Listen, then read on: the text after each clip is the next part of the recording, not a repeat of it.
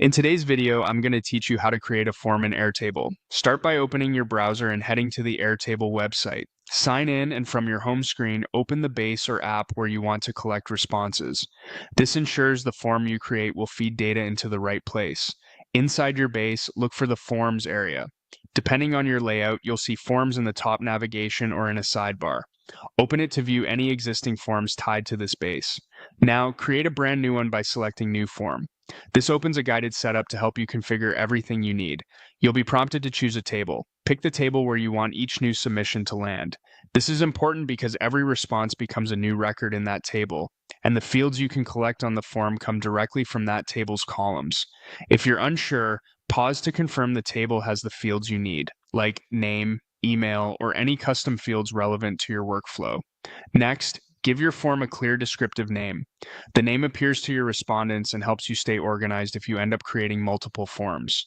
Think about the purpose of the form and reflect that in the title so it's obvious at a glance. When you're ready, click Create Form. Airtable generates a draft form based on the fields in your chosen table. From here, you can personalize the look and feel. Add a cover image to give it polish and visual context. This could be a simple brand image, a project banner, or something that sets the tone for your audience.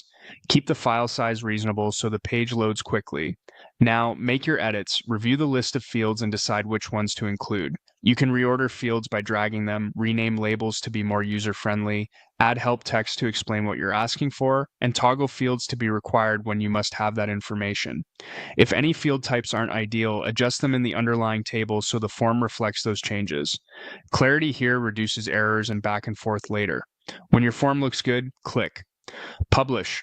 This makes the form live and ready to receive submissions. You'll then choose who can access the form. Set the appropriate visibility based on your needs, whether that's anyone with the link or a more limited audience within your organization. Finally, click Copy Link. Share that link wherever your respondents are, and you're set.